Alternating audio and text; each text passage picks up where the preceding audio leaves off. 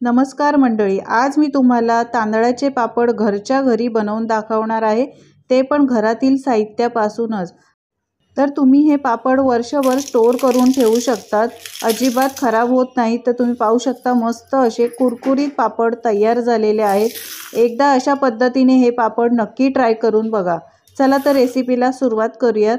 तर तांदळाचे पापड बनवायचे आहेत, यासाठी मी तांदूळ नाही तर चक्क भातच घेतलेला आहे। तर भातापासूनच मी तुम्हाला तांदळाचे पापड बनवून दाखवणार आहे। आपल्याकडे भात तर उरलेला असतोच, तर या भातापासूनच तुम्ही हा पापड नक्की बनवून बघा। खूपच झटपट बनतो आणि जास्त वेळ सुद्धा लागत नाही। तर भात मी हा अर्धाच घेतलेला आहे, मिक्सरच्या भांड्यात घालायचा आहे। त्यानंतर एक उकडलेला बटाटा घेतलेला आहे। मी थोडेच पापड बनवणार आहे, तर त्याप्रमाणे मी इथे क्वांटिटी घेत आहे।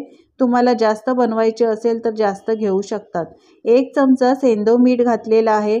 पाव चमचा इथे मी पापड खार घातलेला आहे। त्यानंतर पाणी थोडं घालायचं आहे आणि मिक्सरला वाटून घ्यायचं आहे। पाणी सुरुवातीला जास्त घालायचं नाही, कमीच घालायचं। तर तुम्ही पाहू शकता अशा पद्धतीचं हे मी वाटण करून घेतलेलं आहे। आता हे एका भांड्यामध्ये काढून घ्यायचं। तुम्ही पाहू शकता नाही जास्त घट्ट नाही जास्त पातळ आहे। आता 1 चमचा जिरं घालायचं आहे। जास्त सामान सुद्धा आपण इथे वापरणार नाही आहोत। अर्धा चमचा चिली फ्लेक्स घातलेले आहेत। सगळं व्यवस्थित बॅटर मिक्स करून घ्यायचं आहे, म्हणजे सगळं साहित्य याला लागले जाईल। तर तुम्ही पाहू शकता याची क्वांटिटी कशी आहे। याच्यापेक्षा जास्त बॅटर पातळ करायचं नाही, म्हणून सुरुवातीला जास्त पाण्याचा वापर करायचा नाही। लागलं पाणी तरच यामध्ये पाण्याचा वापर करायचा आहे। आता इथे मी प्लास्टिक घातलेलं आहे, त्यावर पापड असे घालून घ्यायचे आहेत। तर तुम्ही पाहू शकता इथे मी गॅसचा सुद्धा वापर केलेला नाही। गॅसचा वापर न करताच आपण हे पापड बनवणार आहोत। तर हे असे लहान लहान पापड किंवा मोठे पापड तुम्ही बनवू शकता।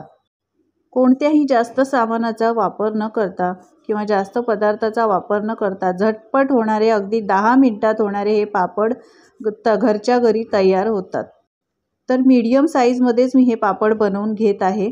अशा पद्धतीने हे पापड तुम्ही एकदा नक्की ट्राय करा, अजिबात खराब होत नाहीत आणि 10 मिनिटात बनवून तयार होतात। तर मी सगळे पापड हे बघा असे बनवून घेतलेले आहेत। आता हे 2 दिवस पंख्याच्याच हवेखाली तुम्ही हे सुकवू शकतात। ऊन नाही दाखवलं तरी चालेल, फॅन खाली एकदम आरामात हे 2 दिवसात सुकले जातात, जास्त वेळ सुकायला सुद्धा लागत नाही। तर हे बघा मी हे पापड चांगले मस्त अगदी घरातच पंख्याखाली 2 दिवस सुकवून घेतलेले आहेत। तुम्ही कलर पाहू शकता, याचं किती मस्त कलर आलेला आहे। आता हे मी तुम्हाला तळून सुद्धा दाखवणार आहे। चला तर आता हे तळून घेऊया।